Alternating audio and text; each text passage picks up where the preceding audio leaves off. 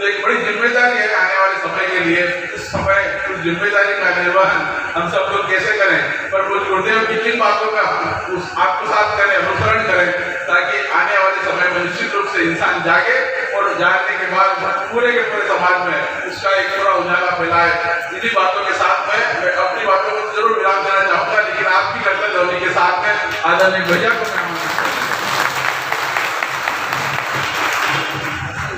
बहुत धन्यवाद विवेक भाई साहब। मित्रों, परम पूज्य गुरुदेव परमपूज्य माता जी की दिव्य उपस्थिति को साक्षी मानते हुए माँ गायत्री के पावन मंत्र के साथ अपनी बात को आरंभ करना चाहता हूँ। माँ गायत्री का ये पावन मंत्र, पवित्र मंत्र, वैदिक वाङ्मय का, भारतीय संस्कृति का, भारतीय ज्ञान परंपरा का, भारतीय अध्यात्म का एक ऐसा पुनीत मंत्र जिसके अंदर वो शक्तियाँ, वो सामर्थ्य, वो सूत्र, वो संदेश, वो आदर्श सन्निहित हैं जो एक मनुष्य को उच्चता और उत्कृष्टता के मार्ग की ओर लेकर के जाता है। इस मंत्र का उच्चारण हम लोग करते हैं तो इस उद्देश्य के साथ करते हैं कि हमारे जीवन में वो संभावना घटित हो सके कि महापुरुषों के और महामानवों के जीवन में घटते। माँ गायत्री का एक पावन मंत्र कृपा गायत्री का मंत्र कहलाता है। 3 माँ गायत्री के चरण। पहला चरण संदेश देता है कि हम लोग जीवन में आगे बढ़ें, जहाँ पर हम थे उससे आगे बढ़ने का संदेश ये गायत्री का पावन मंत्र हमें देता है और कहता है हम अपने जीवन में ऊपर उठे और अच्छा करें। इसलिए कहता है क्योंकि जीवन में एक शाश्वत नियम है कि यहाँ पर पतन तो स्वाभाविक है, उत्थान कष्टदायक है। यदि व्यक्ति जीवन में नीचे गिरना चाहे, बुरा करना चाहे, गलत मार्ग पर जाना चाहे तो वो करने के लिए उसको न किसी प्रशिक्षण की आवश्यकता होती, न पुरुषार्थ की आवश्यकता होती, न उसे विश्वविद्यालय में पढ़ने की आवश्यकता होती है और न किसी से सीखने की आवश्यकता होती है। यदि व्यक्ति गलत करना चाहे तो वातावरण का प्रवाह, समाज की दिशा, हमारे अपने कुसंस्कार हमसे अपने आप गलत करा देते हैं। तो यदि व्यक्ति जीवन में ऊपर उठना चाहे, अच्छा करना चाहे तो ऐसा करने के लिए हमको न केवल संकल्प की आवश्यकता होती है बल्कि संरक्षण की आवश्यकता भी होती है। हमें देव शक्तियों का संरक्षण, उनका मार्गदर्शन अनिवार्य हो जाता है। पानी का एक गिलास हो तो उसको आप पहाड़ी के ऊपर ले जाइए और वहाँ से उसे हल्का सा धक्का मारिए तो वो पानी अपने आप बहता हुआ नीचे चला जाता है। जो पहाड़ की ढलान है वो उसको खींच करके ले जाती है। तो यदि उसी पानी को ऊपर ले जाना हो तो आपको मोटर भी लगानी पड़ेगी, आपको पाइप भी लगाना पड़ेगा, आपको बिजली की व्यवस्था भी बनानी पड़ेगी, क्योंकि उस पानी को नीचे गिराना सरल है, ऊपर उठाना कठिन। हमारी धरती के अंदर जो उल्का पिंड आ जाते हैं उनको धरती का गुरुत्वाकर्षण खींच लेता है, और इसी धरती से यदि रॉकेट को दूसरी तरफ ले जाना हो तो आपको उसमें क्रायोजेनिक इंजन लगाना पड़ता है, $1 मिलियन की व्यवस्था बनानी पड़ती है, तब जाकर उस इंजन के अंदर इतनी ताकत आ पाती है कि वो धरती की कक्षा को भेद कर बाहर के ऑर्बिट में जाता है। जीवन में ऊपर उठने के लिए बड़े ही कठिन परिश्रम की आवश्यकता होती है। कोई सड़क पर जा रहा व्यक्ति हो और कोई आकर के उसको एक चाकू मारे, मारने के लिए उसको किसी विश्वविद्यालय से डिग्री लेने की आवश्यकता नहीं कि देखिए चाकू मारने में दुनिया का सबसे अच्छा डिप्लोमा में लेके आया, ऐसा नहीं। पर यदि उस घाव को भरना हो तो आपका एक कुशल चिकित्सक होना अनिवार्य हो जाता है। जीवन में गलत करने के लिए न व्यक्ति को सहयोगियों की आवश्यकता है, न साथियों की आवश्यकता है। हमारे अपने कुसंस्कार, हमारी अपनी बुरी आदतें हमसे खुद ब खुद गलत करा देती हैं। और अच्छा करने के लिए व्यक्ति को एक सार्थक परिश्रम की, सकारात्मक सहयोग की और दैवीय संरक्षण की और एक अभूतपूर्व संकल्प की आवश्यकता होती है। महाभारत में कथा आती है, दुर्योधन से उनके चाचा ने पूछा, उन्होंने कहा विदुर ने, एक बार बता दुर्योधन, तू और तेरा भाई युधिष्ठिर दोनों एक ही गुरुकुल में गए, पढ़ाने वाले जो टीचर थे वो एक ही थे, वही द्रोणाचार्य, वही कृपाचार्य, उनने दोनों को पढ़ाया, वही शिक्षा जिसको थी वही शिक्षा उसको थी। तो क्या कारण है कि जो तेरा भाई है वो तो हर काम धर्म का करता है और तू हर काम अधर्म का करता है, ऐसा क्यों? तो दुर्योधन बोला, जाना कि धर्मम नचि में प्रवृत्ति, जानता हूँ कि धर्म क्या है, करूँगा नहीं। जाना कि अधर्मम नचि में निवृत्ति, जानता हूँ कि अधर्म क्या है, छोड़ूंगा नहीं। केनोक देवेन हृदयस्थितेन यथा नियुक्तोस्त कथा करूं। ऐसा लगता है कि कोई मेरे अंदर आकर के बैठ गया है, तो मुझे जहाँ नियुक्त कर देता है वो करने के लिए मैं बाध्य हो जाता हूँ। पता दुर्योधन को भी है सही क्या है गलत क्या है, पता रावण को भी, 4 वेदों का भाष्य करने वाला ये जानता है कि दूसरे की स्त्री को उठा करके लाना अपराध है, पर उसके बावजूद करता वही है, क्योंकि जो मन की वृत्तियाँ हैं व्यक्ति से वो कराती हैं जिसको हम पाप का और अपराध का पथ कहते हैं।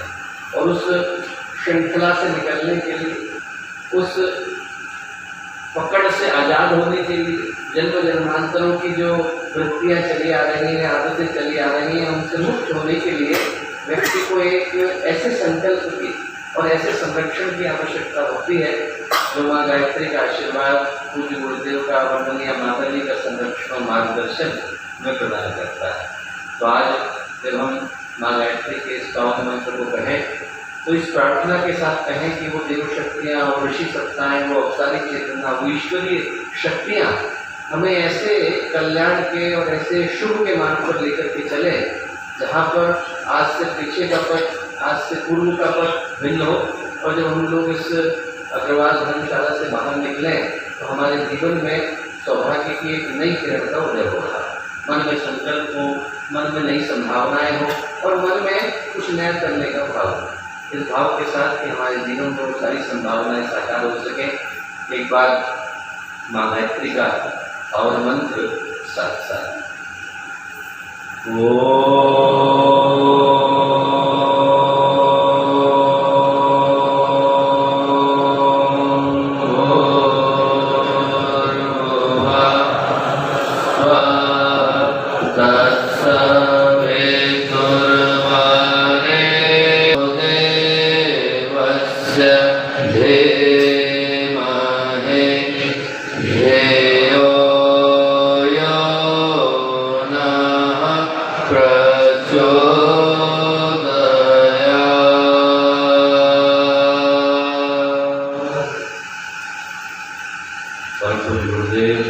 माता जी के दिव्य संरक्षण में ये अनेकों संयोगों सौभाग्य को लेकर के आया शुभ दिन। इस शुभ दिन हम लोगों के साथ आज के इस मंच पर हरदा के इस पावन क्षेत्र में उपस्थित इस क्षेत्र के अत्यंत ही यशस्वी लोकप्रिय सांसद और गायत्री परिवार के एक अनन्य सदस्य आदरणीय श्री विकी जी भाई साहब, यहाँ उपस्थित आदरणीय गिरिराम जी, आदरणीय श्री विवेक जी भाई साहब, आदरणीय राजेश पटेल जी भाई साहब, आदरणीय श्री गायकवाड़ जी भाई साहब, यहाँ उपस्थित हरदा क्षेत्र के और विभिन्न स्थानों से आए गायत्री परिवार के सभी सम्मानित कार्यकर्तागण, इस क्षेत्र के गणमान्य अतिथिगण, प्यारे भाई बहनों, प्यारे मित्रों, आज एक बड़े ही सौभाग्यशाली दिन हम लोगों को यहाँ हरदा की इस पावन भूमि पर मिल पाने का और इन बातों को कर पाने का सौभाग्य मिल रहा है। यदि हम अपने व्यस्ततम जीवन में से कुछ समय निकाल करके यहाँ पर उपस्थित हुए हैं, आप सभी लोग अपने जीवन का कीमती समय निकाल कर आज यहाँ आकर के बैठे हैं, तो इस उद्देश्य के साथ बैठे हैं कि जब हम लोग यहाँ से जाएं तो जीवन में कुछ नवीन प्रेरणाओं को प्राप्त करते जाएं।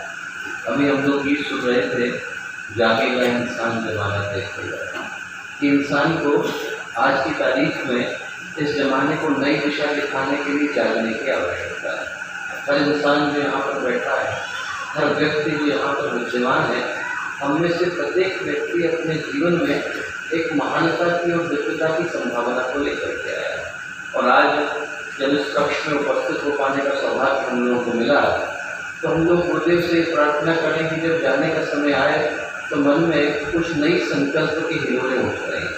यहाँ से हम लोग उठें तो कुछ ऐसे भाव को लेकर के उठें जो हमारी जागृति का, जन जागृति का, आत्मकल्याण का और इस पूरे विश्व के कल्याण का माध्यम बन सके। और वो करने के लिए पहली शुरुआत उस सौभाग्य के स्मरण से करने की आवश्यकता है जो सौभाग्य हम लोग अपनी मुट्ठी के अंदर ले करके आए।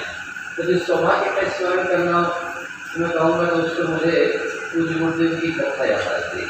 प्रज्ञा पुराण के अंदर गुरुदेव ने कथा लिखी है कथा लिखी एक राज्य की जहाँ की परंपरा बड़ी विचित्र थी। परंपरा क्या थी? वहाँ पर जैसे ही किसी व्यक्ति को लोग राजा बनाते थे तो उस राजा के सामने तरह तरह के भोग ला करके उपस्थित कर देते, जो उसकी इच्छा है वो पूरा करने के साधन जुटाते, जो भी उसने मांगा वो कैसे भी करके उसके लाने के लिए व्यवस्था नहीं करो। और जैसे ही 5 वर्ष पूरे हुए, जैसे ही घड़ी में 12 बजे और कैलेंडर में दिन बदला, वैसे ही उसको उठाते थे और ले जा करके एक वीरान द्वीप में छोड़ करके आ जाते। वो व्यक्ति जिसने 5 साल तक एक से एक बढ़कर भोगों को भोगा, अब वहाँ पर भूखा प्यासा बेहाल, न कोई अपना न कोई पूछने वाला, अपने प्राणों को त्याग दिया करता। एक दिन एक व्यक्ति राजा बना। राजा बनते से ही उसने सोचा इस राज्य की चिंता बाद में करूँगा, पहले उस राज्य की करता हूँ जहाँ 5 साल के बाद जाना है। सबसे पहले वहाँ गया। वहाँ जाकर के उसने देखा कि वो जगह तो वीरान है, उजाड़ है। उसने उस जगह में जाकर पुल को बनाना शुरू करा, मार्गों को बनाना शुरू करा, स्कूल खोलने शुरू करे, हॉस्पिटल खोलने शुरू करे। और 5 साल के बाद जाने का वक्त आया तो वो जो राज्य था वो इस राज्य से ज़्यादा बेहतर था। ये जो कहानी है ये हर मनुष्य के जीवन की कहानी है। हम लोग यहाँ पर थोड़े समय के लिए बबूले की तरह से प्रकट हुए हैं, तो उसके बाद जाना हमें वहाँ है जहाँ पर हम लोग की यात्रा, एक आत्मा की यात्रा पूरी होती है। और उस जगह का जो शांति है, उस जगह का जो सौभाग्य है, व्यक्ति उसको भूल करके बैठ जाता है आज की सुविधाओं को प्राप्त करने की दौड़ में।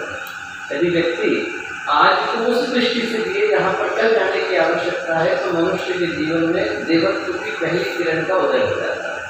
हम लोग इस सूत्र को लेकर के जाए कि उस जीवन में, उस मनुष्य के जीवन में देवत्व का आगमन हो पाता है जो अपने आज को कल को ध्यान में रख करके जीना चाहता है, जिसके हृदय में ये भाव आ जाता है कि आज के वर्तमान को हमें उस उद्देश्य के साथ जीने की आवश्यकता है जहाँ हमें कल पहुँचना है।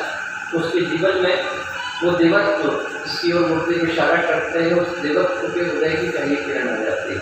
हम लोग ध्यान से देखें तो हम लोग की जो मनुष्य का जीवन प्राप्त कर पाए हैं, इसको प्राप्त करने में न जाने कितनी कष्ट कठिनाइयों की यात्रा से गुजरे।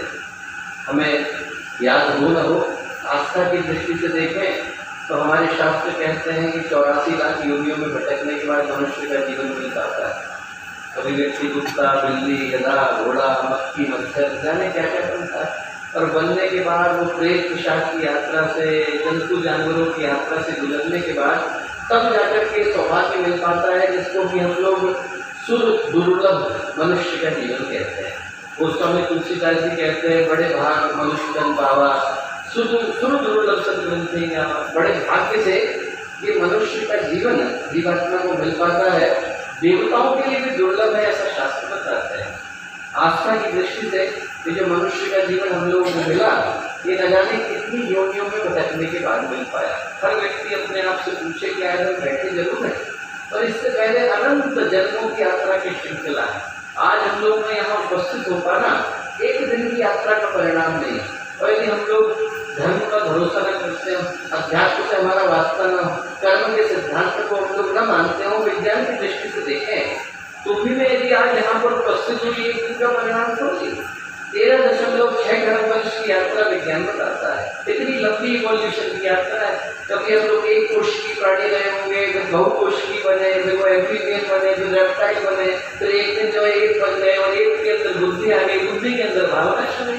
इतने लंबे वर्षों की जो इवोल्यूशन की यात्रा है, उसका परिणाम है कि आज मैं यहाँ आकर के बैठा हूँ। रास्ता चाहे आप शंकर की दृष्टि से देखें या आइंस्टाइन की, हमारी दृष्टि चाहे कबीर की हो या फिर विज्ञान की, पर एक बात तो सत्य है कि आज जिस जगह पर आकर के मैं, आप, हम सभी बैठे हैं, तो एक दिन की यात्रा का परिणाम नहीं है। न जाने कितने वर्षों की प्रतीक्षा के बाद ये मनुष्य के जीवन को प्राप्त करने का सौभाग्य नहीं मिल पाया। और जो दुर्भाग्य है वो क्या है? दुर्भाग्य है कि जब इतने वर्षों की प्रतीक्षा के बाद मनुष्य का जीवन व्यक्ति को, जीवात्मा को नसीब हो पाता है, मिलता है, वो सौभाग्य मिलता है, तो उसके मिलते ही व्यक्ति उसके मूल्य को भूल जाता है। जैसे ही वो हाथ में नसीब हुआ, उसके बाद जिस तरह से बिना किसी उद्देश्य के, बिना किसी चिंतन के, बिना किसी भावना के, बिना किसी रणनीति के व्यक्ति अपने जीवन को जी जाता है, वो जीता देख करके कभी कभी तो दुख, पीड़ा, पश्चाताप, आश्चर्य होता है। किसी व्यक्ति को इस जीवन को यूं ही गंवाना था, तो व्यक्ति इतना तड़पा क्यों, इसके लिए इतनी प्रतीक्षा क्यों करी? आप भूत प्रेतों को देखो, कभी कभी तो उनको 2-2 हजार साल के लिए भूत प्रेतों का वो शरीर मिल जाता है, सो पाते नहीं है और किसी को सोने देते हैं। पहली बार उनको नींद नसीब होती है जब माँ का गर्भ मिलता है, और इतने वर्षों की प्रतीक्षा के बाद जब मनुष्य का जीवन मिलता है तो आदमी उसको बिना किसी उद्देश्य के पी जाता है। गुरुदेव ने कहानी लिखी है प्रज्ञा पुराण में, एक व्यक्ति था, गांव में नदी बहती थी। किसी ने उससे कहा कि इस गांव में जो नदी बहती है उस नदी के किनारे जो अरबों खरबों पत्थर पड़े हैं, उन पत्थरों में से एक पत्थर जिसका है पारस का पत्थर है। तो उसको लगा ये जो पारस का पत्थर है ये मेरे पास भी होना चाहिए, हर चीज में सोना बनाऊंगा। पर कैसे ढूंढे, सारे पत्थर तो दिखने में ही कैसे लगते हैं। तो उसने एक नियम बनाया। नियम क्या बनाया, अपने बाएं हाथ में लोहे का बुरादा लिया, रोज सुबह सुबह घूमने का नियम बनाया। पत्थर को उठाऊंगा, बुरादे में चलाऊंगा, वो बुरादा सोने में बदल गया तो ठीक, और नहीं बना तो उस पत्थर को उठा करके पानी में फेंकूंगा ताकि दोबारा उसी पत्थर को नहीं उठाना पड़े। एक दिन तो अच्छे से नियम चला, एक हफ्ते अच्छे से चला, एक हफ्ते तक उसको ये भी याद रहा कि मैं पत्थर उठा क्यों रहा हूँ, चुला क्यों रहा हूँ, पानी में फेंक क्यों रहा हूँ। एक हफ्ते के बाद क्या हुआ, आदत पड़ गई। जैसे हम लोग कोई नई चीज़ शुरू करते हैं तो मन में कितनी अच्छी भावना होती है, इस चीज़ को हम लोग कर रहे हैं तो इसमें हम लोग ये करके दिखाएंगे, वो करके दिखाएंगे। शुरू में उत्साह भी होता है, पैशन भी होता है, उसके हृदय में भी था। तो उसने बड़े उत्साह के साथ शुरू किया। एक हफ्ता गुजर गया, एक हफ्ते के बाद आदत पड़ गई, महीना गुजरा, साल गुजरे, 10 साल गुजरे, 20 साल गुजरे। 20 साल के बाद एक दिन उसने पत्थर उठाया, इधर चुलाया, पानी में फेंका, 200 मीटर आगे बढ़ा और देखा वो बुरादा सोने में बदल गया था, तो पारस का पत्थर हाथ से चला गया। ऐसे ही मनुष्य का जीवन हम लोगों को पारस के पत्थर की तरह से मिला है। हम चाहें तो इसी जीवन को गुरुदेव के जीवन में, विवेकानंद के जीवन में, निवेदिता के जीवन में, गार्गी, घोषा, अपाला के जीवन में, इससे एक बढ़कर महापुरुषों के जीवन के रूप में बदल सकते हैं। और जब तक व्यक्ति समझ पाता है कि हमको मिला क्या, तब तक तो जीवन आदत में बदल जाता है। तब तक तो भगवान चेकआउट का नोटिस भेज देता है कि बहुत दिन रह ली, अब चलने की तैयारी करो, हमारा शरीर वापस करो। इंसान को जब तक ये समझ आए और बोध आए तब तक तो भगवान अपने पास बुलाने की व्यवस्था बना लेते हैं। हम लोग सोच के देखें कि आज हम लोग बैठे हैं यहाँ पर, जितने लोग हैं धर्मशाला के अंदर मौजूद हैं, हम लोग ध्यान से अपने आप से आँख बंद करके पूछें, पहली बार धरती पर कौन आए? हजारों बार आए। न जाने कितनी बार हम लोग को इस शरीर को धारण करने का अवसर मिला होगा, और न जाने कितनी बार ये शरीर छूटा होगा। गीता शुरू होती है तो गीता में भगवान श्री कृष्ण जब अर्जुन से बात करना शुरू करते हैं, दूसरा अध्याय आता है, तो दूसरे अध्याय में उनके मुंह से पहला श्लोक निकलता है, अशोचोस्तुम प्रज्ञावादांश भाषसे गतासुश्च नानुशोचन्ते पंडिता। फिर कहते हैं न त्वयैव अहं जातु नासं न त्वमेव में जनाधिपा न चैव न भविष्यामः सर्वे वयमतः परम्। कहते हैं अर्जुन, ये जो सामने राजा दिख रहे हैं ना, युद्ध के मैदान में खड़े, तो दोनों तरफ राजा ही राजा है। तो कहते हैं जो सामने राजा दिख रहे हैं अर्जुन, ये हजारों बार मेरे सामने आकर के खड़े हुए हैं, हजारों बार तू खड़ा हुआ है, हजारों बार मैं खड़ा हुआ हूँ, ऐसा भगवान कहते हैं। अब आप सोच के देखिए, एक युग में एक बार सिर्फ 2 ही लोग आते हैं, भगवान आते हैं और वेदव्यास आते हैं। ज्ञान हो जाता है तो उसको संग्रह करने के लिए वेदव्यास का आगमन होता है। धरती असंतुलित हो जाती है तो उसका संतुलन लौटाने के लिए भगवान अवतार लेकर के आते हैं। और भगवान क्या कह रहे हैं, हजारों बार मैं आया हूँ। यदि भगवान हजारों बार आए तो अपनी गिनती कितने में हुई? हमारी तो अगणित में हो गई। असंख्य बार हम लोग आए होंगे, असंख्य बार गए होंगे, न जाने कितनी बार इन राहों से गुजरे होंगे, न जाने कितनी बार मनुष्य का जीवन मिला होगा, न जाने कितनी बार छूटा होगा। तो जब छूटा होगा तो हमारे हृदय में एक दुख भी आया होगा कि एक बार भगवान ने फिर से ये अवसर दिया और इस अवसर को हम लोग गंवा के जा रहे हैं। शिव पुराण पढ़े, उसमें एक बड़ी प्यारी घटना आती है कि एक जोर की आवाज़ हुई। भगवान शिव नंदीश्वर के साथ बैठे थे। नंदीश्वर ने भगवान से पूछा कि क्या हुआ भगवान? तो भगवान बोले कि रावण पैदा हुआ है।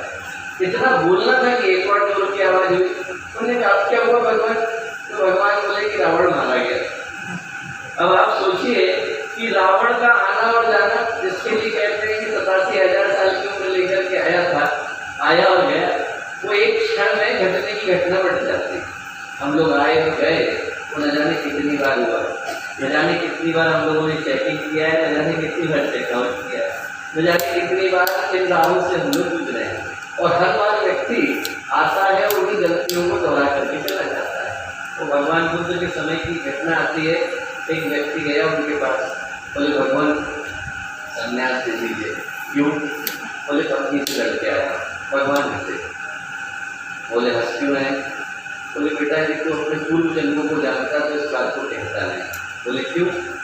बोले पिछले 8 जन्मों में तो इस शिकायत को लेकर 8 महापुरुषों के पास गया है, सिर पर उसके हाथ रखा, उसे अपने पिछले सारे 8 जन्म याद आए, और याद आए तो उसके अंदर से गिलानी आई। उसे लगा हर बार तो मैं यही समस्या लेकर के महापुरुषों के पास जाके खड़ा हो जाता हूँ, घर में लड़ाई हो गई संन्यास दे दी, घर में लड़ाई हो गई संन्यास दे दी।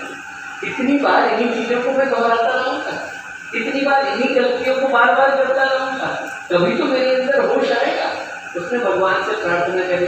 भगवान बोले कि बेटा यदि आपको अपने जीवन को बदलना है तो पहले दृष्टिकोण को बदलना जरूरी होता है। तो उस व्यक्ति को भगवान ने पथ दिखाया साधना का। हम लोग सोचें ऐसे ही न जाने कितनी बार इस मनुष्य के जीवन को हमने धारण किया और यहाँ से गए, न जाने कितनी बार हम लोग को अवसर मिला और न जाने कितनी बार ये अवसर छूटा। हजारों बार हम लोग आए, मनुष्य के जीवन को, मनुष्य के जीवन के उद्देश्य को गंवा करके गए। इसमें यदि जागना हो तो व्यक्ति को आज ही जागना होता है, क्योंकि कई बार तो हजारों वर्षों की प्रतीक्षा भी इंसान को जगा के नहीं जाती। संत ज्ञानेश्वर की कथा आती है, उनके जो पहले शिष्य थे उनका नाम था चांगदेव, बड़े सिद्ध संत थे। 800 वर्ष की उन्हें समाधि लगाई। 800 वर्ष का जीवन नहीं था, 800 वर्ष की समाधि लगाई, और 800 वर्ष की समाधि लगाने के बाद उनको सिद्धि प्राप्त हुई। क्या सिद्धि प्राप्त हुई? सिद्धि ये प्राप्त हुई कि मुर्दे के सिर पर हाथ रखेंगे तो फिर वो मुर्दा खड़ा हो जाएगा, उसके अंदर प्राण आ जाएगा। इतना सिद्धि का होना था कि अगले दिन से लोगों की भीड़ लगने लगे। लोग वहाँ पर अपने अपने संबंधियों को लेकर के आते कि साहब हमारे घर में मुक्ति हो गई, सिर पर हाथ रख दीजिए, जीवित हो जाएगा। चांददेव जी ध्यान लगा करके बैठते, आँख खोलते तो देखा हजारों लोग आए, सिर पर हाथ रखेंगे, खड़े होकर चला जाए। लोग जय जयकार करते हुए जाते, जब जय जयकार करते तो उतना ही उनका अहंकार बढ़ता कि देखो मेरे पास वो ताकत है जो भगवान के पास। एक दिन ऐसे ही आँख बंद करके बैठे थे, इतनी देर में एक 8 साल की लड़की आई, किसकी बहन? संत ज्ञानेश्वर की। नाम क्या था? मुक्ताबाई। उससे लोगों से पूछा इतनी भीड़ लगी हुई है, यहाँ आँख बंद करके बैठे हैं, क्या हो रहा है? उन्होंने कहा कि अभी आँख खोलेंगे, आप देखना आँख खोलेंगे और वैसे ही मुर्दों के सिर पर हाथ रखेंगे तो सारे मुर्दे जीवित हो जाएंगे, यहाँ से उठ करके चले जाएंगे। मुक्ताबाई ने कहा उसके लिए कि आँख खोलने की प्रतीक्षा करने की क्या आवश्यकता है। तुलसी का दल लिया, सारे मुर्दों के मुंह में डाला, कान में गायत्री मंत्र बोला, सारे मुर्दे खड़े हुए चले गए। इतना होगा ना। चांददेव अपनी आंखें खोली तो देखा कोई भी नहीं। उनके अहंकार को बड़ी चोट पहुंची, क्या हुआ आज कोई आया नहीं? उन्होंने कहा कि साहब 8 साल की लड़की आई थी, उनके शिष्य ने बोला, और 8 साल की लड़की ने आकर के ऐसा ऐसा किया। चांददेव को बड़ा बुरा लगा। उनको लगा कि एक 8 साल की लड़की के पास वो सिद्धि है जो मैं 800 साल की 1400 साल की समाधि के बाद प्राप्त कर पाए। उन्होंने कहा कि पता करना चाहिए ऐसा कौन व्यक्ति है। ध्यान लगाया उन्होंने, पता चला कि एक अवतारी चेतना धरती पर आई। कौन आई ये नहीं जानता है। तो उन्होंने कहा ऐसी शक्ति से हमको मिलना चाहिए। तो उन्होंने एक चिट्ठी लिखने की सोची। अब चिट्ठी लिखने के लिए बैठे तो ये तय नहीं कर पाए कि संत ज्ञानेश्वर को बड़ा लिखें कि छोटा लिखें। उम्र में छोटे हैं, ज्ञान में बड़े। बहुत देर सोचने के बाद उन्होंने कोरा कागज लिया और कोरा कागज दूत के माध्यम से संत ज्ञानेश्वर के पास भिजवा दिया। कोरा कागज लेकर के दूत पहुंचा तो संत ज्ञानेश्वर को कोई बोले नहीं, मुस्कुरा दी। मुक्ताबाई हंसी तो दूत बोली हंस क्यों नहीं?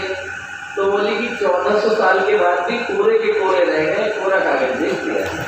ज्ञान होता तो उनको पता तो चलता। अब उनको पता चला, चांददेव को तो और बुरा लगा। उनको लगा कि देखो मेरे साथ ऐसा घटा, मैं मिलने के लिए चलूँगा, पर अभी भी अहंकार गया नहीं। तो हमने शेर की सवारी की, सांप का चाबुक लिया। क्यों? साधारण व्यक्ति की तरह से कोई भी चला जाएगा, कैसे पता चलेगा कि सिद्ध संत मिलने के लिए आ रहे हैं? तो शेर के ऊपर कब्जा किया, सांप का चाबुक लिया, लेकर के गए। पीछे लोग भीड़ में जय जयकार करते हुए चले। जब जय जयकार करते हुए चले और संत ज्ञानेश्वर के पास पहुंचे तो संत ज्ञानेश्वर अपने घर में दीवार की मुड़ेद पर बैठे थे। लोगों ने कहा कि अरे वो तो शेर के ऊपर चढ़ के आ रहे हैं, आप कैसे जाएंगे? तो संत ज्ञानेश्वर बोले शेर तो हमारे पास है नहीं। दीवार से बोले चल तू ही चल। तो दीवार उड़ करके गई। जब दीवार उड़ करके गई और चांगदेव के सामने उतरी तब उनका अहंकार टूटा, पहले शिष्य बने। अब इस कहानी का मर्म कितना प्यारा है। 1400 साल की समाधि भी व्यक्ति को बोध में रह के नहीं जाती। जागना हो तो व्यक्ति को इसी क्षण जागना होता है। आदमी को होश में आना हो तो उसको इसी क्षण अपने जीवन के अंदर होश को पैदा करना होता है। आज का दिन इसी पुकार को लेकर के आया। यदि हम मनुष्य के जीवन को देखें तो व्यक्ति अपने जीवन के उद्देश्य को भुला करके बैठा है। न जाने कितने जन्मों की तपस्या के बाद ये मनुष्य का शरीर, ये मनुष्य की योनि प्राप्त हो पाती है। और आज जिन कारणों से व्यक्ति अपने जीवन के उद्देश्य को गंवा करके बैठा है, जिस तरह के पथ में अपने आप को उलझा करके बैठा है, वो उलझाते देख करके मन में कितनी दया आती है कि ये मनुष्य का जीवन जो देवताओं के लिए दुर्लभ है, अकेली ऐसी योनि है जिसमें मुक्ति की, मोक्ष की, निर्माण की संभावना है। अकेला ऐसा जीवन है जिसमें व्यक्ति चाहे तो उसका द्वार खोल करके परमात्मा बन सकता है। और उस जगह पर व्यक्ति आकर अपने जीवन को कितने छोटे उद्देश्यों में गंवा करके चला जाता है। ऐसे समय में व्यक्ति को स्मरण दिलाने की आवश्यकता होती है कि आप आपके जीवन के उद्देश्य से दूर चले गए।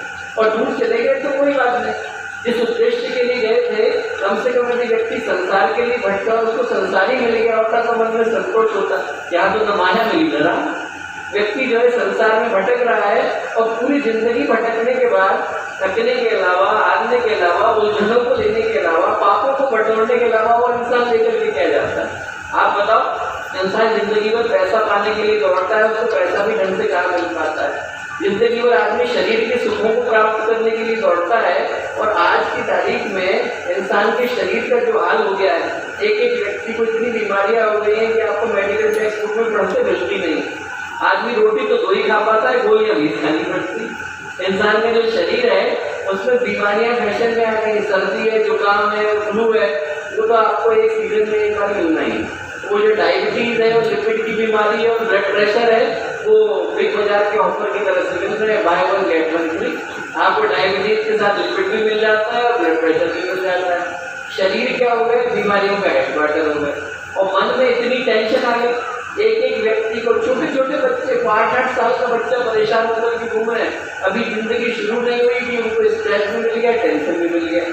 एक व्यक्ति को टेंशन देने के लिए यदि कोई सड़क पर मुस्कुराकर निकल जाए तो उस व्यक्ति को मुस्कुराकर देख करके 8 लोगों को टेंशन हो जाती है कि भले आदमी को मिल क्या गया है जो हमें नहीं मिला। शरीर आदमी का परेशान, मन परेशान, आदमी की भावना परेशान। आदमी इतना संवेदनशील हो गया है कि छोटी छोटी बातें आदमी को इतनी गहरी चुभ जाती है कि कोई कुछ कह दे तो आदमी अपने को मारने को, दूसरे को मारने को तैयार हो जाता है। शरीर गया, मन गया, भावनाएं गई। इंसान की सबसे बड़ी विडंबना है कि इंसान चाहता तो प्रेम है, भागता पैसे के पीछे, चाहता तो प्यार है, भागता दुनिया के पीछे है। हर व्यक्ति की चाहत इतनी है कि उसकी दिल की भावना को कोई पूछ ले। आप लोगों से पूछ के देखिए, एक सर्वे करके देखिए कि जो लोग यहाँ से निकल रहे हैं उनसे सिर्फ इतना पूछ के देखिए कि आपके मन में कष्ट कितना है, आपके मन में तकलीफ कितनी है। आदमी यहाँ तक तो भरा बैठा है, आदमी के पास इतनी तकलीफ है, बताने वाला कोई है नहीं, सुनने वाला कोई नहीं। आज के समय की जो सबसे बड़ी विडंबना है कि हर व्यक्ति चाहता तो यही है कि उसकी दिल की तकलीफ दूर हो जाए, पर उन समस्याओं का समाधान को ढूंढता उस पैसे में है जो आज तक किसी का हुआ। वही कहानी लिखी है मूर्ति ने, बड़ी प्यारी कहानी लिखी है कि एक गांव था रशिया में, साइबेरिया में। वहाँ पर एक व्यक्ति ने पढ़ा कि यहाँ पर जो जमीन है वो मुफ्त में मिल रही है। उसने कहा मुफ्त में मिल रही है तो हम भी लेकर के आते हैं। गया वो गाँव के प्रधान से पूछा कि क्यों भैया आप जमीन मुफ्त में दे रहे हैं? बोले बिल्कुल मुफ्त में दे रहे हैं। क्या करना पड़ेगा? कुछ नहीं करना पड़ेगा। बोले सुबह का सूरज उगेगा वैसे ही हम आपको 4 झंडियाँ पकड़ाएंगे, आप लेकर के भागेंगे। जितना उत्तर में भाग जाओ उतना भागना, पहली झंडी काट देना, पूर्व में जाना दूसरी गाड़ना, पश्चिम में जाना तीसरी गाड़ना, दक्षिण की टेंशन मत लो, हम लोग खड़े, जितना आपने नाप लिया वो आपका है। बोले बस? बोले हाँ। फिर आज तक किसी को मिला क्यों नहीं? बोले अरे कल सुबह दौड़ो तो पता चलेगी। सुबह का सूरज उगा, उनने 4 झंडियाँ पकड़ा, इसने भागना शुरू किया। जितना भागा उतना लालच बढ़ा, ये सारा का सारा मेरा है, यहाँ से लेकर नेमावर तक सारी जमीन मेरी है, अरे मुझे ही मिलने वाली है। उसे लगा कि अरे और ज्यादा दौड़, तो जब भागना शुरू करा तो उसे लगा कि यदि सारी जमीन मेरी ही होनी है तो खाना लेके क्यों भाग रहा हूँ? एक दिन नहीं भी खाऊंगा तो क्या टेंशन है, खाना फेंक दिया। एक दिन पानी नहीं पीऊंगा तो क्या टेंशन है, पानी फेंक दिया। कपड़े उतार दिए, ज्यादा दूर तक पहुंच जाऊंगा। 2 बजे याद आया कि अरे मुझे झंडी गाड़ी है, झंडी गाड़ी। पूरब में गया दूसरी गाड़ी, पश्चिम में गया तीसरी गाड़ी। गोरकी ने लिखा है कि उधर सूरज डूब रहा था, खाना खाया नहीं था, पानी पिया नहीं था, बर्फीले साइबेरिया में बिना कपड़े के बाहर चला जा रहा है। अंदर ऊर्जा रही नहीं, प्राण थे नहीं। उधर सूरज डूबा और इधर ये आकर के 6 फीट पहले बेहोश हो गया। जब आँख खुली तो देखा पूरा गांव इकट्ठा है, चंद्रमा सर पे चढ़ गया है और जो गांव वाले वो ताली बजा रहे हैं। बोले भैया तुम तो बहुत दूर आ गए। बोले बाकी के लोग लालच में इतने पड़े हैं कि आज तक लौटे नहीं, झंडियाँ गाड़ रहे हैं। तो उसने सोचा कि इतनी दूर तक मैं आ गया तो क्या पता डिस्काउंट मिल जाए, इतने पास तक आ गया। उन्होंने कहा क्यों भैया, जो इतनी जमीन बच गई है इसका आप क्या करोगे? हो सकता है उससे सोचा मुफ्त में दे दें। तो गाँव का प्रधान बोला तुम्हारे मरने की प्रतीक्षा कर रहे हैं। बोले इसमें तुम्हारी कब्र खोदेंगे, इसमें तुमको गाड़ेंगे। बोले इतनी ही जमीन तुम साथ लेकर के जाते हो, वो जो नीचे की जमीन है उतनी इंसान के साथ जाते हैं। आदमी भागता जिंदगी भर है, पर ऐसी कोई दौड़ नहीं जो चिता के पास ले जाती है। ऐसी कोई दौड़ नहीं जहाँ पर आदमी उस दुनिया में भी लेकर के जाए जो दुनिया इस जगह से जाने के बाद नसीब होती है। तब भी इंसान उलझा हुआ है उन्हीं समस्याओं में, उन्हीं संकटों में, उन्हीं परेशानियों में। उन सारी चीज़ों को हम लोग रोज रात दिन देखते हैं कि आज तक किसी को संतोष मिला नहीं, उसके बावजूद वही दौड़ हमें भी लुभाती है, हम भी उसी दौड़ में दौड़ते नजर आते हैं। क्यों? इसलिए क्योंकि आज वातावरण का प्रवाह गलत हो गया। वातावरण का प्रवाह ऐसा हो गया कि आज की तारीख में आप लोगों से पूछ करके देखो कि लोग सफलता का मूल्यांकन किस आधार पर करते हैं। इस आधार पे नहीं करते कि आपके पास क्या है, इस आधार पे करते हैं कि आपके पास जो है वो दूसरों की तुलना में कितना है। आपके पास घर है इतना काफी नहीं है, दूसरों से बड़ा है कि नहीं। आपके पास पैसा है इतना काफी नहीं है, दूसरों से ज्यादा है कि नहीं। आपके पास गाड़ी है इतना काफी नहीं है, दूसरों से बढ़िया है कि नहीं। पर आदमी को पता ही नहीं चलता कि कब वो इस दौड़ का हिस्सा हो गया। और ऐसे में इस समाज की दिशा को पलटने के लिए इंसान को जगाने की आवश्यकता है। वो अभी हम सुन रहे थे, जागेगा इंसान जमाना देखेगा। तो ये जो समय है दोस्तों, वो एक तरह से संकट का है और एक तरह से सौभाग्य का है। संकट का है क्योंकि आज वातावरण की दिशा खराब है, आज समाज की दिशा खराब, आज इंसान की प्रवृत्तियाँ खराब। तो सौभाग्य का इसलिए है क्योंकि ऐसे समय में ही जो जागृत आत्माएं हैं, आपकी तरह की आत्माएं हैं, वो समाज को एक नई दिशा दिखा पाने की स्थिति में। यदि हम लोग अपने जीवन का उद्देश्य स्मरण कर सकें तो गुरुदेव ने हमें वो संभावना देकर के भेजा है, हमें वो संभावनाएं देकर के सुरक्षित रख करके भेजा है कि हम लोग यदि जाग जाए तो समाज को नई दिशा दिखाने की स्थिति में आते हैं। आप रामायण के समय की परिस्थितियों को याद करो। भगवान को सहयोग की आवश्यकता थी तो भगवान ने किसको पुकारा? भगवान ने देवताओं को पुकारा, ऋषियों को पुकारा। और जो ऋषि आए उनने आकर के सत्संगतियों का वातावरण बनाया। और भगवान ने जब देवताओं को पुकारा तो देवता किस रूप में आए? गिलहरी के रूप में आए, जटायु के रूप में आए, शबरी के रूप में आए, नलनील के रूप में आए, अंगद के रूप में आए, जामवंत के रूप में आए, हनुमान के रूप में आए। इनमें से किसी के पास न सेना थी, न संसाधन थे, न साम्राज्य था। इनके पास साधनों का बल नहीं था, पर इनके पास भावनाओं का बल था। जिसके पास भावनाओं का बल होता है उसके उछाले गए पत्थर भी पानी पर जाकर के पुल बन जाते हैं। आप ये विश्वास लेकर के जाना यदि हमारे पास भावनाओं का बल है तो भगवान ने हमें पुकारा है। आपसे कोई पूछे कि भैया आए थे हरदा में, क्या कहने के लिए आए थे? तो मैं तो एक ही चीज कहने के लिए आया कि गुरुदेव ने विज्ञापन निकाला, इश्तेहार निकाला है कि वो इस युग में फिर से देवताओं की भर्ती कर रहे हैं। और जो देवता है वो कहाँ पर मौजूद है? वो हरदा में हमारे सामने मौजूद। ऐसे लोगों को पुकारा जा रहा है जिनके हृदय में भगवान के लिए कुछ करने का भाव है, जिनके भी हृदय में भगवान के लिए कुछ करने का भाव है, वो देवता बन जाते हैं। देवता बनने के लिए और किसी चीज की आवश्यकता नहीं। जब कठिन परिस्थितियां आती हैं, जब युद्ध छिड़ जाता है तो प्रधानमंत्री मीटिंग लेते हैं, तो किसके साथ करते हैं? मंडी वालों के साथ नहीं, प्रधानमंत्री मीटिंग रक्षा मंत्री के साथ करते हैं। जब ऐसी परिस्थितियां आ जाती हैं तो ऐसी परिस्थितियों में भगवान आवाज लगाते हैं और वो आवाज सुनाई जिनको पड़ती है, जिनकी चेतना जागृत होती है। सूरज का प्रकाश आता है तो कहाँ पर जाता है, चोटियों पर पहले जाता है तो घाटियों में बाद में उतरता है।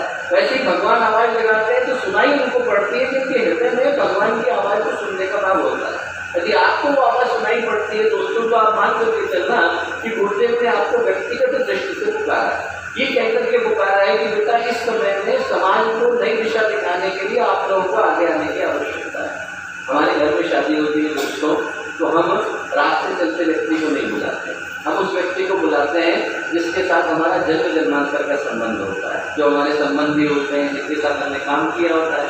वैसे ही जब गुरुदेव आवाज लगाते हैं, गुरुदेव पुकारते हैं, तो उनको पुकारते हैं जिनके साथ उन्होंने युगों युगों तक काम किया है। जो लोग मेरे सामने बैठे हैं वो लोग हैं जिनके साथ गुरुदेव ने जमाने भर से काम किया, अनेकों बार काम किया। आप लोग यहाँ से उठना तो अकेले में जाकर के अपने आप से पूछना कि गुरुदेव ने हमको जन्म दिलाया तो किस उद्देश्य के लिए दिलाया।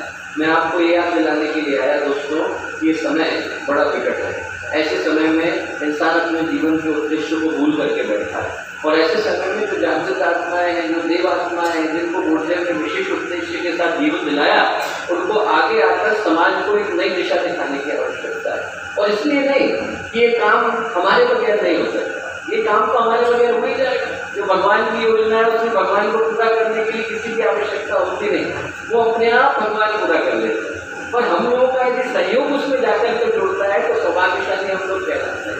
मैं आपको एक घटना सुनाता हूँ, रामकृष्ण परमहंस के समय की घटना है।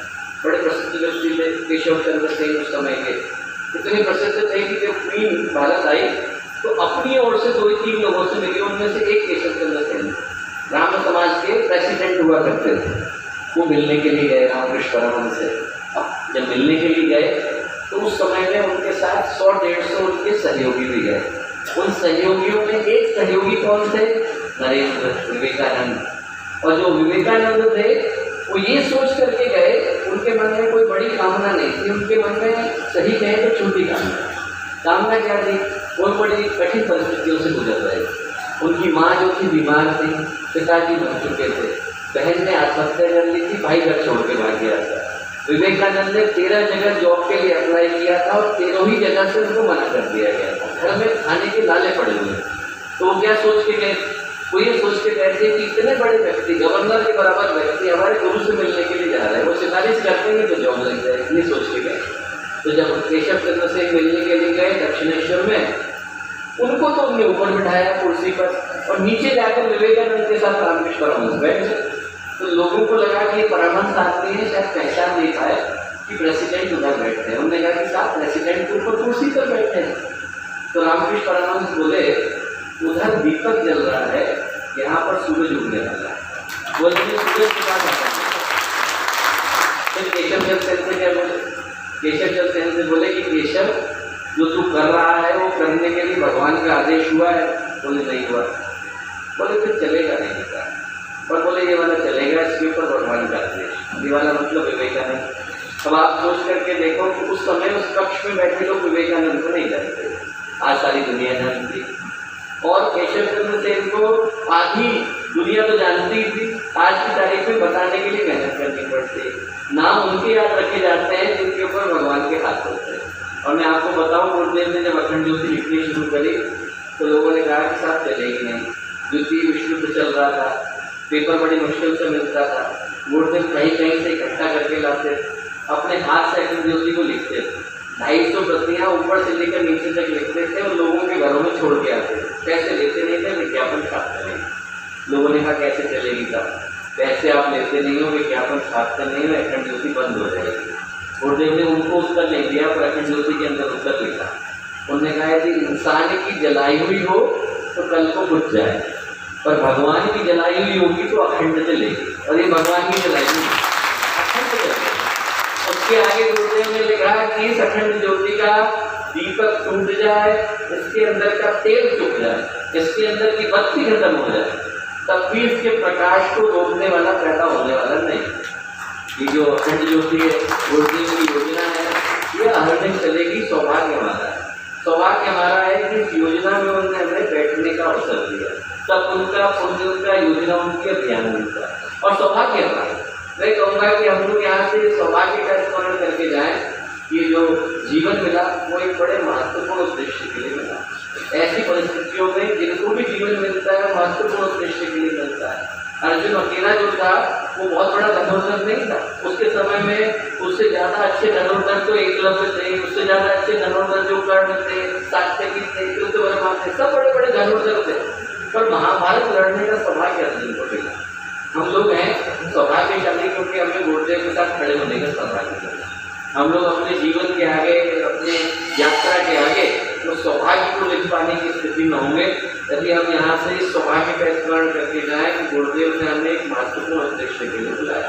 आप में से हर व्यक्ति यहाँ से उस गर्व के, गौरव के, स्वाभिमान के भाव को लेकर के उठे कि कठिन परिस्थितियों में हम लोगों को जीवन मिला, मनुष्य का जीवन मिला। ऐसे समय में मिला जब हम लोग चाहें तो जमाने को नई दिशा दिखा सकते हैं। आप सोच करके देखिए, किसी समय में हम पैदा हुए होते, कुत्ता बिल्ली बन गए होते तो क्या करें, और यदि पैदा हुए थे इंसान का एक जीवन मिला होता और कहीं भगवान ने मोजाम्बिक में जन्म दे दिया होता तो क्या करें, और यदि भारत में ही जन्मे होते पर कभी गायत्री परिवार का नाम नहीं सुना होता तो क्या करें, और गायत्री परिवार का नाम सुना होता पर कभी शांति में नहीं गए होते, किसी योजना में हाथ नहीं बढ़ाया होता तो क्या करें। आज भगवान ने तो सारे समीकरण हमें सजा करके दे दिए हैं। मनुष्य का जीवन है, गुरुदेव से जुड़ चुके हैं, योजना का हिस्सा है और आज की विषम परिस्थितियों में केंद्रीय भूमिका में। यदि इस समय में हमसे गलती हो गई तो इस दुर्भाग्य को हम लोग कहाँ लेकर के जाएंगे। आप वो सांप सीढ़ी खेलने के लिए बैठो और सांप सीढ़ी में आपको 8वें नंबर का सांप काट जाए तो ज़्यादा दुख नहीं होता है, पर वो 99 वाला काटता है तो आदमी को बड़ा दुख होता है। और जैसे ही 92-93 पे गोटी पहुँचती है वैसे आदमी महामृत्युंजय और गायत्री मंत्र शुरू कर देता है कि भैया इस बार को काम लगाते हैं। हम लोग वही 92-93 पर बैठे हैं। भगवान ने सारे समीकरण हमें सजा के दे दिए हैं। युग परिवर्तन का समय है, गुरुदेव के सेनानी के रूप में पैदा हो चुके हैं, गायत्री परिवार का अभिनंदन है, गुरुदेव से जुड़ने का सौभाग्य मिला। अब वो 99 वाला सांप कट जाएगा तो उससे बड़ा दुर्भाग्य नहीं होगा। यहाँ से तो हम भगवान से ही प्रार्थना करें कि हमें गुरुदेव हमारे को जिस उद्देश्य के लिए लेकर के आए वो पूरा करने का संकल्प दें, साहस से बल दें। आप में से प्रत्येक आत्मा जो यहाँ आकर के बैठी है दिव्य आत्मा है। आप में से हर व्यक्ति भगवान की चुनी गई आत्मा है। आप में से हर व्यक्ति गुरुदेव के द्वारा आमंत्रित आत्मा है। मैं कहूँगा आप यहाँ से उठें तो मन में इतना गहरा विश्वास लेकर के उठें कि समाज को बदलने के लिए इतने लोग काफ़ी नहीं। एक व्यक्ति खड़ा होता है, एक विवेकानंद को देख करके आधी दुनिया बदल जाती है। गुरुदेव खड़े होते हैं तो करोड़ों को जीवन की दिशा दे करके जाते हैं। हम लोग यदि खड़े हो जाए तो क्या हम लोगों को दिशा नहीं दे सकते? हम ठीक है कि सूरज नहीं बन सकते पर हम दीपक तो बन सकते हैं। जितना हमारा क्षेत्र है उतने में तो प्रकाश पहुंचा सकते हैं। पूरे सौर मंडल को प्रकाश न भी पहुंचाए तो भी जितना क्षेत्र में भगवान ने दिया है उतने में प्रकाश पहुंचा पाने का साहस हम लोग रखते हैं। यहाँ से उठें, इस भाव के साथ उठें कि हमारी उपस्थिति अनेकों के जीवन में प्रेरणा का माध्यम बने, क्षेत्र के अंदर जागृति आए, भटके इंसान को दिशा मिले और सोए हुए व्यक्तियों के हृदय में प्राण का संचार हो और वो हमारे माध्यम से हो सके। ऐसी प्रार्थना हम लोग पूज्य गुरुदेव से करते हैं, वंदनीय माता जी से करते हैं। इतनी देर तक इतनी विषम परिस्थितियों में इन बातों को आपने इतने धैर्य के साथ सुना, उसके लिए आप में से प्रत्येक को बहुत सारा धन्यवाद। चेतना को, ईश्वरीय चेतना को, गुरुदेव के चेतना को मैं भावना नमन करता हूँ। आप सबको बहुत सारी शुभकामनाएं, बहुत सारी मंगलकामनाएं। एक बार निश्चित रूप से जो बातें हमने यहाँ पर जानी है सभी उसके कृतज्ञ भाव के साथ में मैं निर्देश करना चाहूँगा कि जोरदार शब्द ध्वनि के साथ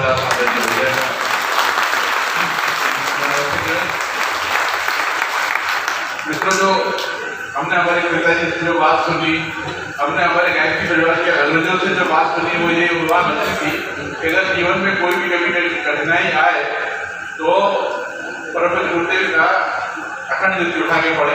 निश्चित रूप से आपके जीवन का जो भी प्रश्न होगा उसका जवाब तो अखंड ज्योति पत्रिका में मिलता है। और आज हम युवा लोग जो बात करते हैं, जैसे हम लोग युवा प्रकोष्ठ में काम करते हैं, मिशन की दूसरी पीढ़ी है, जब हम लोग अपने जीवन में कोई किसी प्रकार की कोई कठिनाई पाते हैं या कार्य करते समय कोई कठिनाई पाते हैं तो हम लोग ये कोशिश करते हैं कि यूट्यूब पे हम बाइबल का कोई प्रवचन हम सुनकर प्रारंभ करते हैं तो हम लोगों का शंका का समाधान या हमें मार्गदर्शन जरूर मिलता है। आज जो सौभाग्य के विषय की जब हम चर्चा कर रहे थे तो निश्चित रूप से वो बहुत बड़ी बात है। इसलिए कि आदरणीय भैया, जैसे हम लोग कहते हैं कि अगर कोई अंधियारा कहीं किसी कोने में बरसों से अगर कोई घर बंद पड़ा हुआ हो, अगर लंबे समय तक कहीं पर कोई उजाला नहीं पहुंचा हो, वहां पर एक दिया, जब एक दिए का प्रकाश चलता है या एक भोर की एक किरण वहां जब पहुंचती है तो वो जो उस पूरे बरसों बरस के अंधेरे को जब वो दूर कर देती है, उसी प्रकार परम पूज्य गुरुदेव के विचारों को आज अपने भैया के माध्यम से आप सब लोगों तक पहुंचा है। और वो निश्चित रूप से हम आने वाले समय के लिए मिशन की हम सब जो हमारे यहाँ पर कार्यकर्ता उपस्थित है उन सब के लिए यहाँ पर प्रेरणा का स्रोत बनेगा। निश्चित रूप से हम सभी यहाँ पर उपस्थित ये भाई बहन हम इस बात को स्वीकार करते हैं कि ये परम पूज्य गुरुदेव का एक आह्वान है। हम सब लोग उनके द्वारा चयनित व्यक्ति हैं जो आज हम लोगों को यहाँ मौका मिला हम सब लोगों के बीच में यहाँ उपस्थित होने का और आदरणीय भैया के माध्यम से परम पूज्य गुरुदेव के विचारों को जानने समझने और आने वाले समय के लिए एक प्रेरणा मिलने के लिए आज हम सब लोगों का सौभाग्य खत्म ही नहीं हो रहा है। हम सब लोगों के बीच में हमारे अपने ही हमारे गायत्री परिजन जो हमारे गुरु भाई और आपके क्षेत्र के लोकप्रिय सांसद महोदय के हम सब लोगों के बीच में उपस्थित है। तो मैं निवेदन करना चाहूँगा हमारे अपने ही हमारे अमृत भाई, हमारे परिजन भाई, हमारे गुरु भाई दुर्गादास विखे जी से इस अंतिम में हम सब लोगों को आशीर्वाद देते हैं। आत्मीय भाइयों बहनों, पूजा वेदी पर सूक्ष्म रूप से आवाहित परम पूज्य गुरुदेव परमवंदनीय माता जी, जिनके सूक्ष्म संरक्षण और मार्गदर्शन में एक पावन सुसंयोग हम सबके जीवन में घटित हो रहा है। हम सबका परम सौभाग्य है कि हमारे बीच में योग पुरुष परम पूज्य गुरुदेव परमवंदनीय माता जी की पावन गोदी में, जिसके दिव्य और अलौकिक आभामंडल में जिसको अपना जीवन व्यतीत करने का सौभाग्य मिला है, ऐसे यशस्वी कुलपति हम सबके लाडले अत्यंत प्रिय डॉक्टर चिन्मय पंड्या जी मंच पर हैं और जिनके प्रखर और प्रबल तेजों बलय में भाइयों बहनों को कुछ समय व्यतीत करने का अवसर परम पूज्य गुरुदेव परमवंदनीय माता जी की अनुकंपा से हमें मिला हुआ है। इस दिव्य आभा से युक्त मंच पर सभी हमारे अग्रज बंधु भक्ति रस गंगा इस दिव्य मंच से प्रवाहित करने वाले शांति कुंज से हमारे बीच में सभी उत्साह बंधु, हमारे बीच में ब्रह्म कुमारी आश्रम की भी हमारी बहनें हैं, उनका भी मैं हृदय से अभिनंदन करता हूँ, स्वागत करता हूँ। हमारे बीच में हमारे हरदा जिले के जिला पंचायत अध्यक्ष श्री गजेंद्र शाह जी भी हमारे बीच में हैं। हमारे बीच में पूरे जिले से और आसपास के जिले से भी हमारे गायत्री परिवार के हमारे भाई यहाँ पर उपस्थित हैं। देवी स्वरूपा, शक्ति स्वरूपा सभी माताएं बहनें भी यहाँ उपस्थित हैं।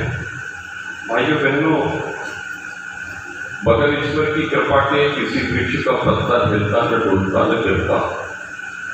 तब ये संयोग जो बन पड़ा है परमात्मा और परम पूज्य गुरुदेव की कृपा से कि दिव्य ज्ञान का प्रवाह यहाँ से प्रवाहित हुआ और हमारी अंतस चेतना को जागृत करने की दिशा में जो कुछ भी मोर्चा या जो आत्म विस्मृति का जो भाव हमारे में था, उसको मजाई धुलाई करके फिर से सतेज करने का गुरुतर दायित्व निभाने के लिए परम आदरणीय डॉक्टर चिन्मय भाई साहब हमारे बीच में आए थे। जोरदार कर्तव्य ध्वनि से भाइयों बहनों, मैं जिस गाँव में मेरा जन्म हुआ वो गांव जनजाति बहुल गांव मेरा, इधर से भी जाओ 15-20 किलोमीटर पैदल जाना। बड़े मुश्किल से हमको पढ़ाई लिखाई करके 6वीं में जब मैं छात्रावास से आया आदिवासी छात्रावास में जहाँ भोजन करते थे वहाँ लिखा था कि अपनी रोटी मिल बांट कर खाओ ताकि तुम्हारे सभी भाई सुखी रह सके। तो नीचे युग निर्माण योजना इस तरीके से। दूसरा एक और लगा पट्टी का लगी थी कि जीवन में प्रसन्न रहने के 2 उपाय बताए थे। एक तो आवश्यकताएं कम करें और परिस्थितियों से ताल में मिलाएं। भाइयों बहनों, ये छठी में मैंने युग निर्माण योजना ऐसा मैं सोचता था कहाँ है क्या है, पर मेरे अंतर्मन में ये 2 मैंने याद कर लिए थे। तो हमको 2.5 रोटी मिलती थी, कई बार मोटी रोटी बन जाती थी तो आपस में रोटी उसमें से थोड़ी लेके उसको नहीं मिलती थी, उसको देनी पड़ती थी। तो हमें और ज़्यादा देते थे क्योंकि वो लिखा हुआ था भाई बहनों 1971-81 में परम पूज्य गुरुदेव जी का बैतूल आगमन हुआ और एक मेरे मित्र ने जबरदस्ती हमको विजिट कर ले गए और परम पूज्य गुरुदेव से भाई बहनों दीक्षा लेने का मुझे सौभाग्य मिला। और उससे मुझे पता ही नहीं था क्या है दीक्षा क्या है। भाई बहनों वहाँ से यात्रा करते हुए कुछ मित्रों के साथ मैंने 9 दिन का सत्र किया योग शिल्पी सत्र। उसके बाद में 1 महीने का योग शिल्पी सत्र किया, 1 महीने का। उसके बाद में 3 महीने और फिर प्रतिवर्ष क्या है कि हमारे बैतूल से हमारे दीपक मालवी जी, गायकवाड़ जी मंच पर है। जब भी हमारे बैतूल की बड़ी सशक्त टोली, हमने लगभग 12 अश्वमेध यज्ञों में 2-3 महीने का हमारा संविधान रहता था। हम लोग बैतूल से आवक खेड़ा, मैं तो स्कूटर खरीदी थी सेकंड हैंड में, मेरी स्कूटर से मैं आवक खेड़ गया। इस तरीके से भाइयों बहनों ये यात्रा, और मैं तो एक सामान्य सा व्यक्ति, सामान्य सा शिक्षक। भाइयों बहनों छिंदवाड़ा में युवा प्रकोष्ठ का कार्यक्रम हुआ था। ईश्वर की कृपा परम पूज्य गुरुदेव की अनुकंपा से मुझे मंच संचालन का अवसर मुझे मिला था। तो वो साहू जी क्या, राजा साहू जी क्या रुके थे जी, शिवनारायण जी। तो हमारे बैतूल के भाइयों ने डॉक्टर साहब ने कहा कि भाई हमारे आदिवासी सीट हो गई है लोकसभा, तो इनको लड़ाना है।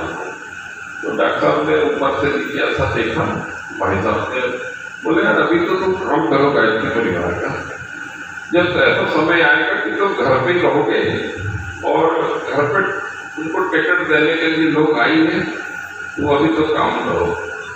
मित्र जिस दिन मेरे को टिकट मिला, मैं अपने खेत से अपने परिवार के साथ काम कर रहा था। वहाँ कवरेज भी नहीं था, 5-10 गाड़ियाँ मेरे खेत में आई और कहने लगा रे पीडी भाई तुमको तो टिकट मिल गया लोगों को। भाई पहले मैं बड़ा चमत्कृत था और जब मैं घर से खेत से घर तक आने में लगभग 7-8 घंटे लगे। जगह जगह स्वागत मेरे चमत्कार हो गया जीवन तक। और आपके भाइयों बहनों आजादी के बाद में सर्वाधिक मतों से जीतने का रिकॉर्ड बैतूल हरदोई लोकसभा के। ये सारी माताएं बहनें 40 दिन का अनुष्ठान किया हमारी बहनों ने और तपश्चर्या की कि हमारा भाई लोकसभा में हमारा प्रतिनिधित्व करे। आपकी भाइयों बहनों, ये आपका भाई, आपका बेटा, आपका मित्र, ये परम पूज्य गुरुदेव परम वंदनीय माता जी की अनुकंपा अनुग्रह का प्रतिफल है कि ये जो दायित्व, ये जिम्मेवारी उन्होंने जो मुझे सौंपी है उसको बहुत ईमानदारी और जिम्मेदारी के साथ में निभाने का ये प्रयास है। और मैंने जैसे चुनाव के दौरान ये वादा किया था कि भाइयों बहनों, ये आपका भाई पूरी जिम्मेदारी और मुस्तैदी के साथ में लोकसभा क्षेत्र में जन समस्याओं को सदन के पटल पे रखेगा और कोई भी ऐसा काम नहीं करेगा जीवन में जिससे मेरे भाई और बहनों का सम्मान मेरी जो भी करूँगा उत्कृष्ट करूँगा। इस मंगलकारी भावना के साथ भाइयों बहनों ये यात्रा अनवरत जारी है। और भाई साहब ने कहा ये बहुत ही द्रुत गति से युग प्रत्यावर्तन का काल है। देश का आंतरिक स्वास्थ्य भी ठीक नहीं है भाइयों बहनों। यदि आप अंतस में झांक के अगर अपने आप से पूछोगे तो विविध प्रकार के संताप, विविध प्रकार की राष्ट्र का स्वास्थ्य संकट में है।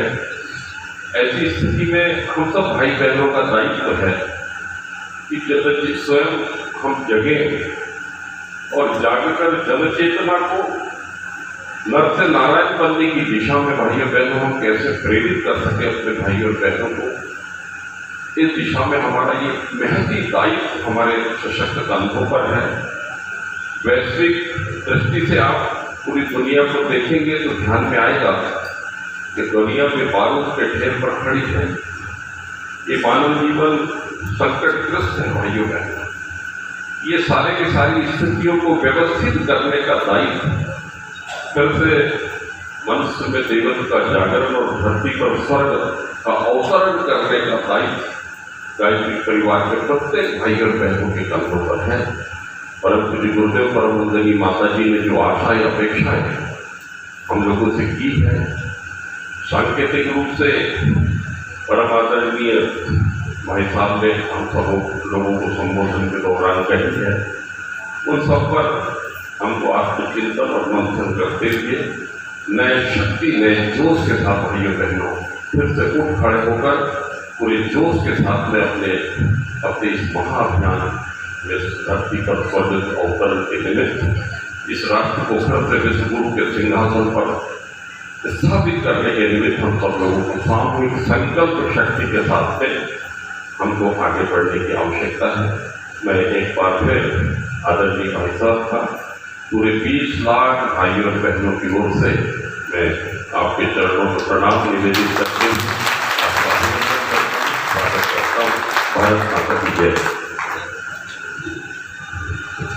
बोले परम पूज्य गुरुदेव की बहुत बहुत धन्यवाद सर। आइए अब परम सम्माननीय डॉक्टर चिन्मय पंडित जी से निवेदन है कि सम्माननीय सांसद महोदय को देवी स्थापना का चित्र गुरुदेव का साहित्य यहाँ से भेंट कर रहे हैं। आप सभी परिजनों से निवेदन है अपने स्थान पर बैठे रहेंगे। एक बार जोरदार करतब ध्वनि करके परम सम्मानित डॉक्टर साहब का सांसद महोदय का स्वागत, अभिनंदन, पूरा करतब ध्वनि करके स्वागत करें। बहुत बहुत धन्यवाद। हमारे हरदा की ब्रह्म कुमारी बहनें भी यहाँ पर हैं, उनसे भी निवेदन है कृपया मंच पे आए। परम सम्मानित डॉक्टर साहब माँ गायत्री का चित्र एवं गुरुदेव का साहित्य उन्हें यहाँ पर भेंट कर रहे हैं, उनसे भी निवेदन है यहाँ पर आए। एक बार जोरदार करतब ध्वनि करके हमारी ब्रह्म कुमारी बहनों का हम स्वागत करें। करतब ध्वनि होती रहनी चाहिए। आपके द्वार पहुँचे हरिद्वार, घर घर यज्ञ, घर घर संस्कार, घर घर गंगा, घर घर हरिद्वार, आपके द्वार पहुँचा हरिद्वार। ये कार्यक्रम अखिल विश्व गायत्री परिवार के द्वारा किया जा रहा है। अब गायत्री परिवार हरदा के सहयोग मंडल से निवेदन है वो भी मंच पे आए, उन्हें भी परम सम्मानित डॉक्टर साहब देवी स्थापना का चित्र और मां गंगा का पावन जल यहाँ प्रस्तुत कर रहे हैं।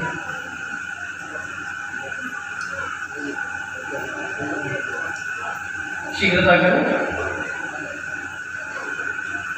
बाकी सभी भाई बहनों से निवेदन है अपने स्थान पर अभी बने रहें। कुछ महत्वपूर्ण सूचनाएं हैं, उसके बाद ही अपना स्थान छोड़ेंगे।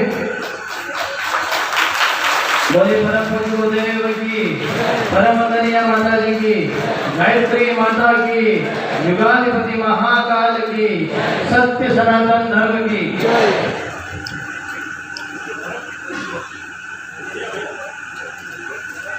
सभी से निवेदन है, जिला प्रकट कर रहे हैं अखिल विश्व गायत्री परिवार के इस मंच से हम सभी आगंतुकों का बहुत बहुत धन्यवाद देते हैं। अभी अपने स्थान पर बैठे रहें। परम सम्मानीय डॉक्टर साहब को अपने अगले कार्यक्रम के लिए जाना है। बहुत बहुत धन्यवाद। ओम भूर्भुवः स्वः तत्सवितुर्वरेण्यं भर्गो देवस्य धीमहि धियो यो न प्रचोदयात्। आइए उन गुरु सत्ता को नमन करें जिनकी कृपा से आज का यह महत्वपूर्ण दिव्य कार्यक्रम संपन्न हुआ। दोनों हाथ जोड़ लीजिए और सभी भाई बहन अपने स्थान पर बने रहें, बैठे रहें। कुछ महत्वपूर्ण सूचनाएं जानकारी अभी और है, उसे सुनने के पश्चात ही अपना स्थान छोड़ें। चैनल को सब्सक्राइब करिए ताकि भारतीय परिवार की रचनात्मक क्रियाकलापों से अवगत रहें। सभी भाई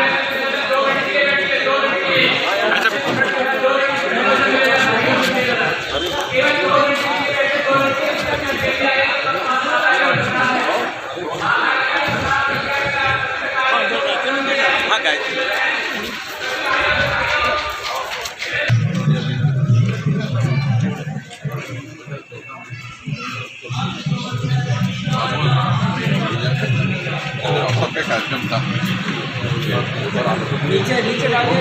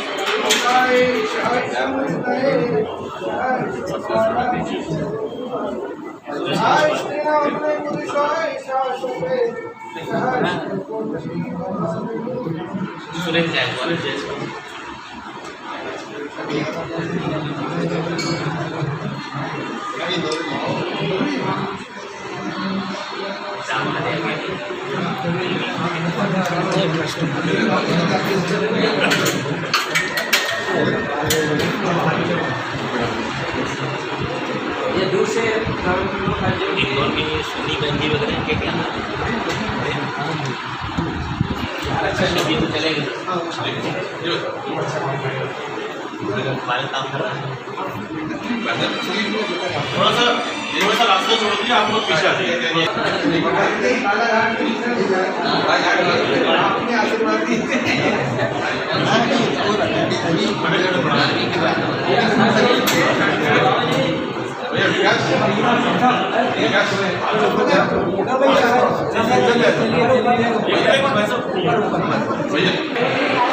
रास्ता छोड़ोगे ना